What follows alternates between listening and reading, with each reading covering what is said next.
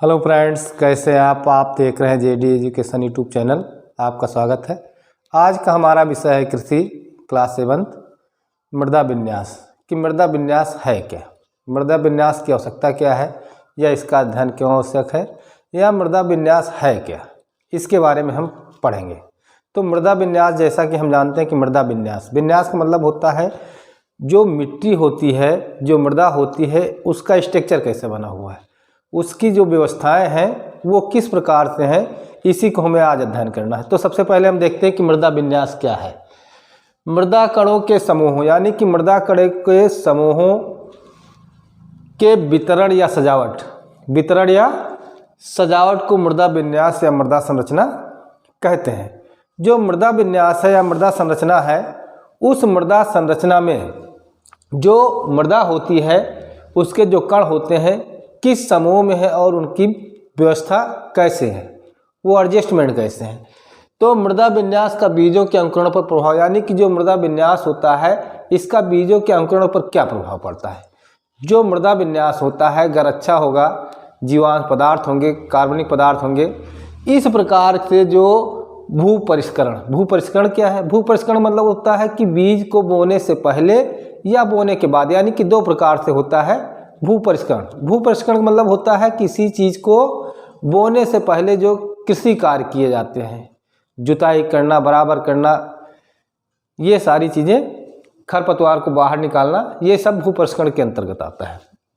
तो भू परिष्करण क्रियाओं द्वारा मृदा कणाकार यानी कि टेक्सचर बहुत ही कम प्रभावित होता है, यानी कि जो जुताई खुदाई किया जाता है उससे बहुत कम प्रभावित होता है। जो भी परिवर्तन होता है वो मृदा विन्यास या गठन में होता है। तो इसके कारण क्या होता है कि जो मिट्टी होती है, हम आप जानते हैं जहाँ पर मृदा होगा वहाँ पर जो बीजों का अंकुरण होगा वो कैसा होगा, जहाँ पर मिट्टी क्या हो जाएगी, टाइट हो जाएगी या कठोर हो जाएगा, वहाँ पर बीज आसानी से नहीं उगते हैं।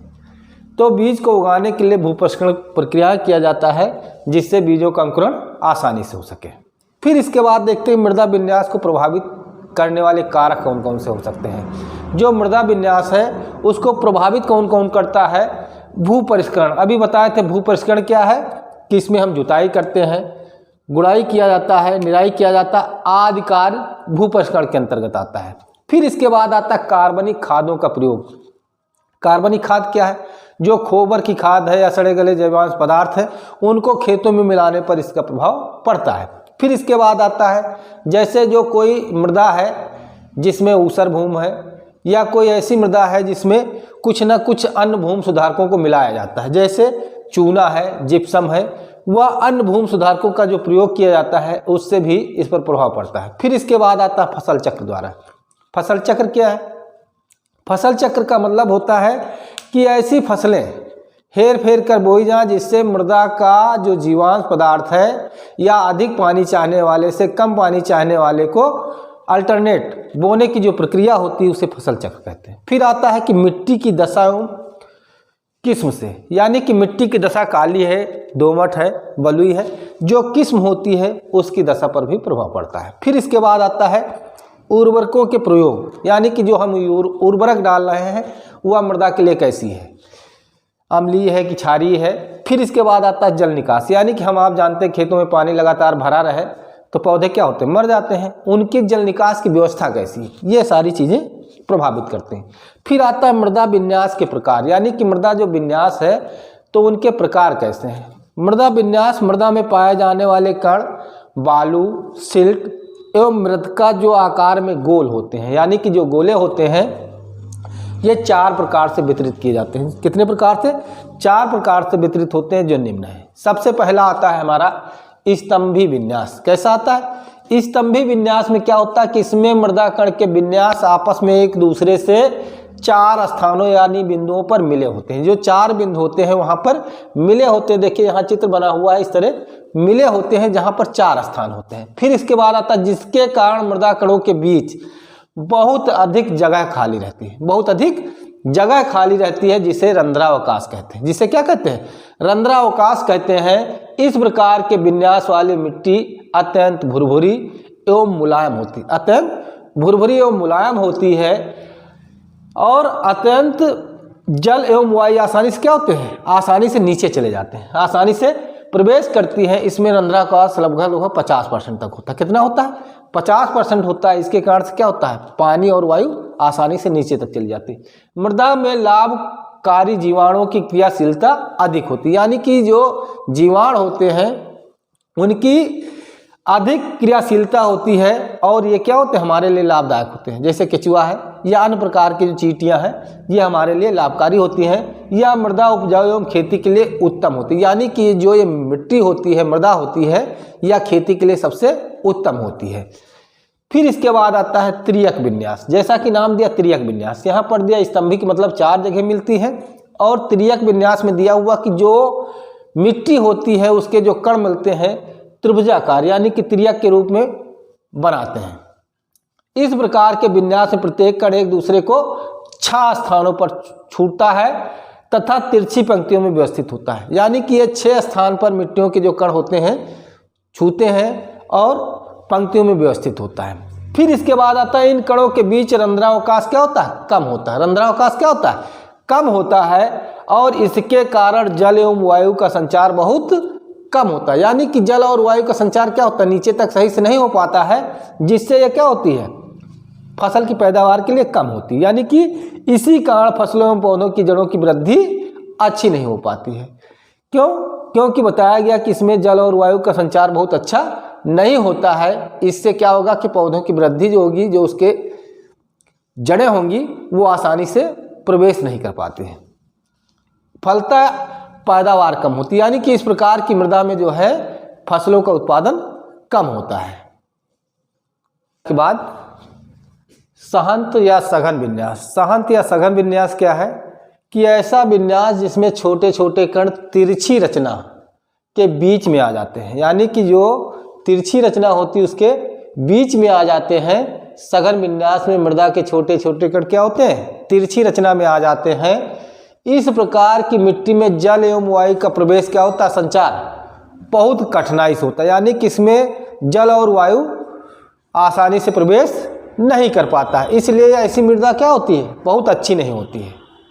फिर इसके बाद आता है दानेदार या कड़ी विन्यास। दानेदार या कड़ी विन्यास, यह विन्यास सबसे सर्वोत्तम विन्यास है। यानी कि इसमें इस प्रकार का विन्यास जो होता है, इस विन्यास में मृदा के सूक्ष्म कण आपस में मिल करके क्या करते हैं, एक झुंड बनाते हैं। आपस में मिल करके क्या करते हैं, एक झुंड बना लेते हैं और इस झुंड की एक इकाई अपने पास की 4 इकाइयों यानी कि झुंडों को छूती है।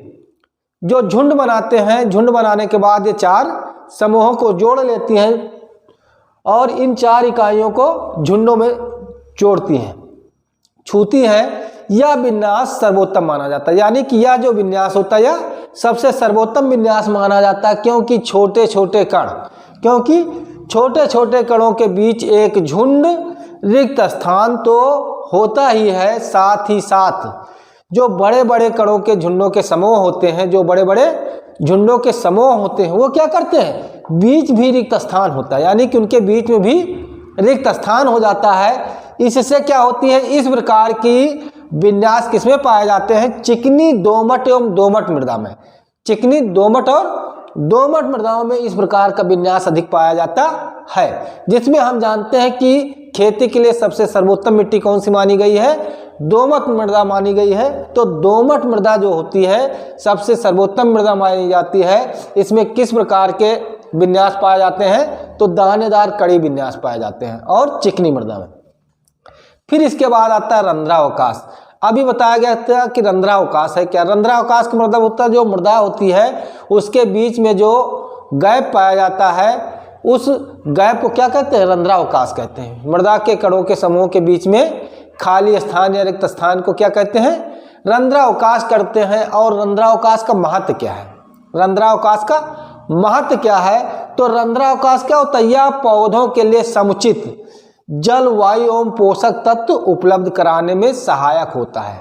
जो जल है, तत्व है और वायु है और पोषक तत्व है, इनको उपलब्ध कराने में क्या करता है, सहायक होता है। फिर इसके बाद आता है यह मृदा लाभदायक जीवाणुओं, यानी कि यह मृदा लाभदायक जीवों की वृद्धि में भी सहायक होते हैं। लाभदायक जीवों में बताया गया था जैसे चींटी है, आपका चींटा है, और अर्थवर्म आप जिस जानते हैं केचुआ है, इस प्रकार के वृद्धि में भी इनको सहायक होता है। फिर इसके बाद आता है कि यह पौधों को घुलनशील तत्वों की वृद्धि में सहायक होता है। यानी कि आप जानते हैं पौधे किस प्रकार से अपने भोजन को ग्रहण करते हैं, तो घुलनशील पदार्थों को जड़ों के द्वारा अवशोषित करके अपने पौधों में पहुंचाते हैं। तो इस प्रकार से यह पौधों के घुलनशील तत्वों की वृद्धि में सहायक होता है। फिर इसके बाद आता है कि जो रंध्रावकाश होते हैं, अगर अच्छी मृदा है तो उसमें क्या होता है, जड़ों का विकास बहुत अच्छी तरह से होता है। जब जड़ों का विकास अच्छी तरह से होगा, पौधों को भोजन पर्याप्त मात्रा मिलेगा और ये आसानी से विकास करेंगे और पौधों का उत्पादन बहुत अच्छा होगा। फिर नेक्स्ट आगे देखते हैं। आगे देखते हैं हम सब लोग मृदा जल। आप जानते हैं कि जो भी जल हम पीते हैं तालाबों में या कहीं पर भी है, उसे मृदा जल कहते हैं। मृदा जल का मतलब है कि जो मिट्टी के अंदर पाया जाता है उसे हम क्या कहते हैं, मृदा जल कहते हैं। जल कैसा होता है, प्रकृति में पाया जाने वाला जल कैसा होता है, रंगहीन होता है, गंधहीन होता है और पारदर्शी होता है। यानी कि जल जो होता है रंगहीन, गंधहीन और पारदर्शी होता है। जल का पेड़ पौधों, जीव जंतुओं का हमारे जीवन में यानी पशुओं एवं हमारे जीवन में बहुत महत्वपूर्ण स्थान है। यानी कि बहुत महत्वपूर्ण स्थान है। इसीलिए कहा गया है कि जल ही जीवन है, कि बिना जल के हमारा जीवन संभव नहीं है। फिर आता है कि मिट्टी या मृदा में पाए जाने वाले जल को ही मृदा जल कहते हैं। मिट्टी या मृदा में पाए जाने वाले जल को ही मृदा जल कहते हैं। जल चक्र, यानी कि जल चक्र क्या है, आप जानते हैं जल चक्र के अध्ययन को जल विज्ञान या हाइड्रोलॉजी कहा जाता है। जल विज्ञान या हाइड्रोलॉजी कहा जाता है। जल विज्ञान है क्या, जल विज्ञान हम जानते हैं जल तीनों रूपों में पाया जाता है, ठोस, द्रव और गैस में पाया जाता है। इसका प्रकृति क्या है, चलता रहता है। जमीन से क्या है, वाष्प के रूप में क्या है, फिर ठोस के रूप यानी बर्फ के रूप में, ये एक साइकिल चक्र के रूप में चलता रहता है। इसी को कहा जाता है जल चक्र या हाइड्रोलॉजी कहा जाता है। मृदा में जल 3 प्रकार से, यानी कि मृदा में जल 3 रूपों में पाया जाता है, 3 प्रकार से पाया जाता है। 3 रूप कौन कौन से हैं, जो गुरुत्वीय जल होता है जिसे कहते हैं ग्रेविटेशनल वाटर, दूसरा होता है केशिका जल या कैपिलरी वाटर, और तीसरा होता है आर्द्रताग्राही जल या hygroscopic water. Hydroscopic water, gravitational water और कैपिलरी वाटर, जो पेड़ पौधों को जल मिलता है वो किस रूप में मिलता है, कैपिलरी वाटर जो होता है यानी केशिका जल जो होता है ये पौधों के लिए लाभदायक होता है। बाकी जो जल होते हैं वो मृदा में चले जाते हैं। इसी का हम अध्ययन करते हैं। आता है हमारा गुरुत्वीय जल। गुरुत्वीय जल का मतलब होता है जो गुरुत्वाकर्षण के कारण नीचे चला जाए। तो मिट्टी में जो रंध्रावकाश होते हैं, जो छिद्र होते हैं, इसमें पानी भरने के बाद अतिरिक्त जल को रोकने की शक्ति मृदा में नहीं होती है, रोकने की शक्ति मृदा में नहीं होती है। जो पृथ्वी के गुरुत्वाकर्षण, यानी कि जो पृथ्वी के गुरुत्वाकर्षण के कारण क्या होता है, नीचे चला जाता है या नीचे बह जाता है। फिर पौधों के लिए अप्राप्त होता है, यानी कि पौधों के लिए प्राप्त नहीं होता या अप्राप्त होता है। इसे गुरुत्वीय जल कहते हैं। इसे क्या कहते हैं, गुरुत्वीय जल कहा जाता है। वर्षा तथा सिंचाई, जो वर्षा तथा सिंचाई के बाद जो जल मृदा में नीचे चला जाता है उसे स्वतंत्र जल भी कहते हैं। यानी कि जो जल होता है ग्रेविटेशनल वाटर, वो मृदा में सींचने पर या वर्षा के कारण नीचे चला जाता है, उसे स्वतंत्र जल भी कहते हैं। फिर इसके बाद आता है केशिका जल, यह पौधों के लिए अपर्याप्त होता है। फिर आता है केशिका जल। केशिका जल का हम उदाहरण देख सकते हैं कि जिस प्रकार से दीपक में एक लगा दिया जाता है और तेल या पानी भर दीजिए उसमें, आप देखिए तो उसके धीरे धीरे क्या होता है, केशिका के द्वारा भीग करके ऊपर चला जाता है। इसी प्रकार का जल पौधों को प्राप्त होता है, जिसे केशिका जल कहते हैं। केशिका जल क्या है, गुरुत्वाकर्षण बल के विरुद्ध प्राप्त जल मिट्टी के रंध्रावकाश में रुका रहता है। जो प्राप्त जल विद्युत रंध्रावकाश में रुका रहता है, जिसे केशिका या केशिकी जल कहते हैं। केशिका जल या केशिकी जल कहते हैं। इस प्रकार के जल में पौधों के लिए आवश्यक सभी पोषक तत्व क्या होते हैं? घुले होते हैं। सभी पोषक तत्व घुले होते हैं। यह जल विलयन के रूप में पौधों को सुगमता से प्राप्त हो जाता है। पौधों को क्या होता है? सुगमता से प्राप्त हो जाता है, अतः पौधों के लिए अत्यंत लाभदायक होता है। जो कैपिलरी वाटर होता है, केशिका जल होता है, यही पौधों को प्राप्त होता है। इसमें घुलनशील जो तत्व होते हैं वो पर्याप्त मात्रा में उपलब्ध होते हैं और पौधे इससे प्राप्त करते हैं। ये सबसे आवश्यक जल होता है। फिर इसके बाद आता आर्द्रताग्राही जल। आर्द्रताग्राही जल क्या होता है? मिट्टी में कुछ जल आवश्यक रूप से कणों में पाए जाते हैं। कणों में पाए जाते हैं, जो छोटे छोटे कण होते हैं मिट्टी के, मृदा के, उसमें पाए जाते हैं, लेकिन वह मृदा कणों के मध्य में इतनी मजबूती से एक पतली परत के रूप में जकड़ा रहता है कि पौधों को प्राप्त नहीं होता। यानी कि पानी तो होता है लेकिन पौधे उससे प्राप्त नहीं कर पाते हैं। इस प्रकार के जल को क्या कहते हैं? आर्द्रताग्राही जल कहते हैं। इस प्रकार के जल क्या कहते हैं? आर्द्रताग्राही जल कहते हैं। मृदा जल की भूमि में संरक्षण, यानी कि मृदा का हम भूमि में जल संरक्षण कैसे कर सकते हैं? संरक्षण का मतलब होता है किसी चीज़ को बचाना। जल संरक्षण का उपाय कौन कौन से हैं, या जल संरक्षण के बचाने की क्या प्रक्रिया है, ये अभी हम देखेंगे। कि जो भूमि होती है उसमें पौधों को ज़्यादा से ज़्यादा जल मिले और नमी बनी रहे, तो इसके लिए फसलों की अच्छी पैदावार के लिए मृदा में जल संरक्षण का महत्वपूर्ण स्थान है। क्योंकि पौधों की वृद्धि के लिए जल का निरंतर उपलब्ध रहना क्या होता है? आवश्यक होता है। जल अगर उपलब्ध नहीं होगा तो पौधे हम आप देखते हैं कि ये क्या मुरझा जाते हैं, धीरे धीरे वो सूख जाते हैं। मृदा में जल संरक्षण की अनेक विधियाँ। मृदा में जल संरक्षण की अनेक विधियाँ हैं। सबसे पहली विधि है जुताई, गुड़ाई एवं निराई करके। हम आप देखते हैं जो फसलें होती हैं सब्जी वाली या कीमती जो फसलें होती हैं उनमें निकाई गुड़ाई किया जाता है। जुताई करते हैं, गुड़ाई करते हैं, निराई करते हैं। इसका फ़ायदा क्या होता है कि जो मिट्टी के कण होते हैं वो क्या होते हैं? अलग अलग हो जाते हैं। जब अलग अलग हो जाते हैं तो जो पानी का लेयर होता है, जो एक दूसरे से जुड़ी होती हैं, वो क्या होती हैं? कम से कम नष्ट होती हैं और पौधों को प्राप्त हो जाती हैं। फिर इसके बाद आता है जुताई के बाद भारी पाटा लगाना। यानी कि आप देखते होंगे कि जुताई किया जाता है, आजकल तो रोटावेटर से जुताई होता है, उसी के साथ साथ क्या होता है? मिट्टी समतल हो जाती है। लेकिन पहले क्या होता था कि मिट्टी को जोत करके पाटा लगाया जाता था। एक लकड़ी का बड़ा सा पाटा होता है, उसको जोतने के बाद क्या होता है? दबा करके 2-3-4 लोग चढ़ जाते थे और उसको बराबर करते, समतल करते थे। तो पाटा लगाने से क्या होता है कि भूमि की ऊपरी भाग में एक कड़ी परत बन जाती है। ऊपरी भाग में क्या होती है? एक कड़ी परत बन जाती है, जिससे मृदा जल की हानि वाष्प के रूप में नहीं हो पाती है। वाष्प के रूप में नहीं हो पाती है। इससे क्या होता है? मृदा का जल संरक्षण हो जाता है। फिर इसके बाद आता है जैविक खादों का अधिकाधिक प्रयोग। जिन मृदा में जैविक खादों का प्रयोग किया जाता है, जैविक खाद क्या है? गोबर की खाद, सड़े गले कार्बनिक पदार्थ या इन प्रकार के पदार्थों को जब मिट्टी में मिला दिया जाता है तो इनकी जल धारण क्षमता क्या होती है? अधिक हो जाती है। जब जल धारण क्षमता अधिक हो जाएगी तो उसमें लंबे समय तक नमी बनी रहेगी और ये पौधों को प्राप्त हो जाएंगे।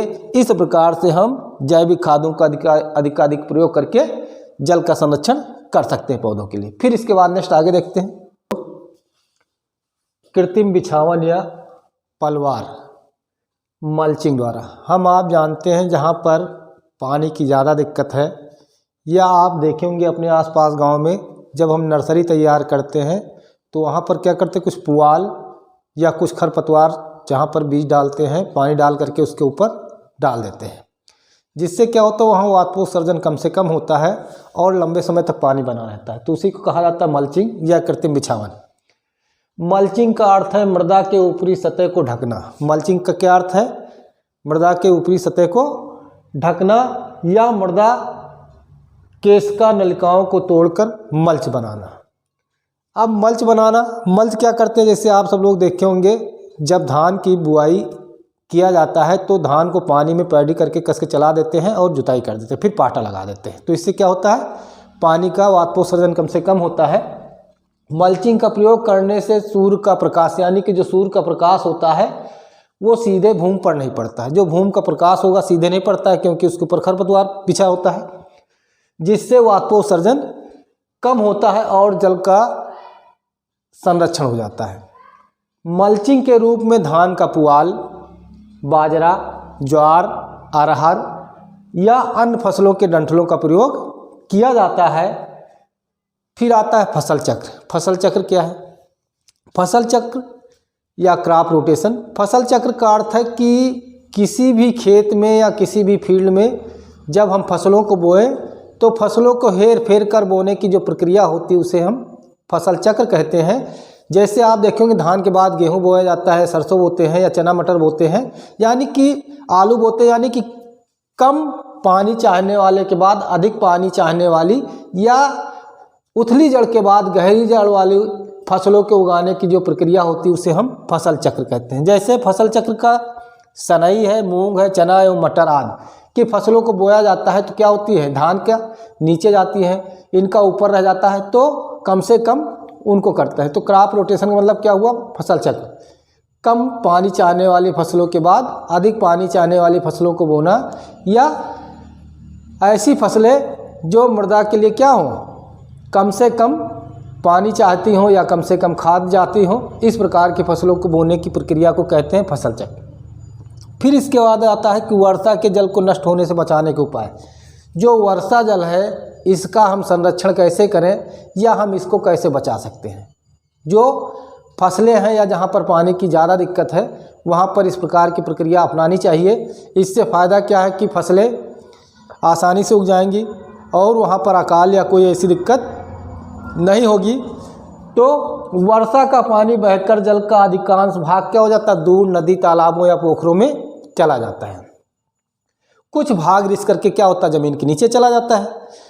और इस प्रकार से यानी कि इसलिए वर्षा के जल को नष्ट होने से बचाने के लिए जो उपाय किए जाते हैं उसे क्या कहेंगे, जल संरक्षण या मृदा संरक्षण कहेंगे, जिनकी निम्नलिखित विधियां हैं। यानी कि फसलों के लिए है तो खेत को समतल एवं मेड़बंदी करना। जो खेत हैं उनके खेत को चारों तरफ से हम बांध लें और जो पानी बरसात का गिरेगा तो उसी के अंदर रह जाएगा। तो एक तो ये प्रक्रिया हो जाएगी। दूसरी बात क्या है कि खेत की गहरी जुताई करके। गहरी जुताई का अर्थ क्या है कि जब हम खेत को गहरा जोतेंगे तो पानी का जो रिसोर्सेज होगा वो ज़्यादा से ज़्यादा उसको सोखने की क्षमता होगी और वो पानी सोख लेगा वर्षा जल को और लंबे समय तक प्राप्त हो जाएगा। फिर इसके बाद आता है खेत के ढाल के विपरीत जुताई करके। यानी कि जो खेत की ढाल है, आप देखेंगे जो ढाल है तो पानी क्या है, ऊपर से नीचे की तरफ बह जाएगा। लेकिन जब जुताई ऊपर से नीचे किया जाएगा यानी कि ढाल के विपरीत किया जाएगा तो जो पानी वो कुछ ना कुछ रुक जाएगा। फिर अगला आता है छोटे छोटे बांधों का निर्माण करके। छोटे छोटे बांधों का निर्माण करके कहाँ करेंगे, हम ऐसी जगह पर करेंगे जहाँ पर ढालू भूमि हो और नीचे पर जो समतल ज़मीन हो वहाँ पर क्या करेंगे, बांध बना लेंगे और वहाँ पर पानी क्या करेंगे, थोड़ा थोड़ा करके इकट्ठा कर लेंगे और सिंचाई के लिए उसका हम प्रयोग कर लेंगे। ढालू भूमि पर वर्षा का जल रोकने के लिए निचले भाग में छोटे छोटे बांध बना करके वर्षा जल को बहने से रोका जा सकता है। और इस बहने को रोकने का क्या है, इस जल का प्रयोग हम फसल उगाने में कर सकते हैं। फिर इसके बाद आता है वृक्षारोपण द्वारा। वृक्षारोपण द्वारा कैसे पानी रुक सकता है, हम आप जानते हैं जहाँ पर वृक्षारोपण किया जाएगा वहाँ पर क्या होगा, पौधे होंगे तो खरपतवार होंगे, जो पानी गिरेगा सीधा क्या हो, बहुत तेजी से बह करके नहीं जाएगा। तो इससे क्या होगा, जो अधिक से अधिक वृक्ष एवं घास लगा करके जल को तीव्र गति से बहने से रोका जा सकता है और पानी का रिसोर्सेज क्या होगा, जमीन के नीचे जाएगा। क्योंकि पानी जब लंबे समय तक एक जगह रहेगा तो वो पानी नीचे चला जाएगा। इस प्रकार से वृक्षारोपण द्वारा भी हम वर्षा जल को संरक्षित कर सकते हैं। फिर इसके बाद आता है झीलों, तालाबों एवं पोखरों की सफाई एवं पर्याप्त गहराई बढ़ा करके।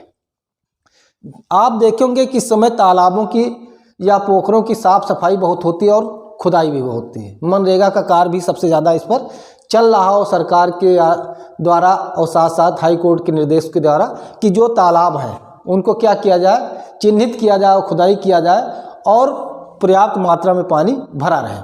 तो इससे क्या होगा कि वहाँ आसपास का जो क्षेत्र होगा वहाँ पर क्या होगा, वाटर लेवल ठीक रहेगा, पानी पीने के लिए कभी दिक्कत नहीं आएगी, पशु पक्षियों की कोई दिक्कत नहीं होगी। तो और समय समय पर इसकी सिंचाई भी तालाबों से किया जा सकता है। इनकी सफाई व गहराई करके वर्षा जल के अधिक से अधिक एकत्र किया जा सकता है जो सिंचाई के काम आ जाता है और वाटर लेवल ठीक रहता है। कहा भी गया है, क्या कहा गया है कि कहा गया कि वर्षा के जल का संचय भरे रहे, ताल न रहे, सूखा न पड़े अकाल। यानी कि जब तालाब भरा रहेगा, संचित रहेगा और सूखा भी नहीं पड़ेगा, जब सूखा नहीं पड़ेगा तो अकाल भी नहीं आएगा। तो वर्षा के जल का संचय, भरे रहे ताल, ना रहे सूखा, ना पड़े अकाल। यानी कि जब तालाब भरे रहेंगे, पोखर भरे रहेंगे, झील भरे रहेंगे तो क्या होगा, पर्याप्त मात्रा में पानी मिलेगा, सूखा नहीं पड़ेगा। जब सूखा नहीं पड़ेगा तो अकाल भी नहीं होगा। फिर इसके बाद आता है छत जल या रूपटॉप जल संचय। रूपटॉप जल संचय क्या है, ये भी वहाँ के लिए व्यवस्थित किया जा रहा है, यानी कि एक नया जियो भी लागू हो रहा है, इस पर एक नया नियम लागू हो रहा है कि जहाँ पर बड़े मकान बनाए जा रहे हैं वहाँ पर क्या होगा कि जो बरसात का पानी है छतों पर बहता है, छतों से क्या करके बह जाता है, तो उसके लिए क्या है, नाली बना करके, यानी कि जो पानी नीचे गिरता है वहाँ पर एक गड्ढा बना लिया जाए, सोकपिट बना दिया जाए, और वो पानी जो जाए वहाँ पर क्या हो जाए, उसी में एकत्र हो जाए। उस पानी का उपयोग क्या करना है कि अब घर के जो अन्य कार्य है, जैसे गाड़ी की धुलाई है, बागवानी है, या हम आप तराई कर लेते हैं, तो इस प्रकार के जल का हम उपयोग कर सकते हैं।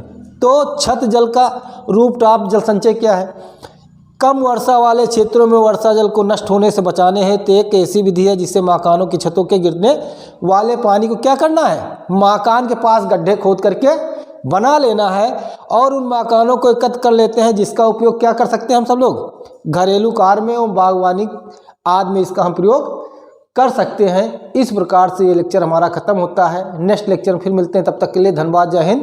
Please like and subscribe and support me.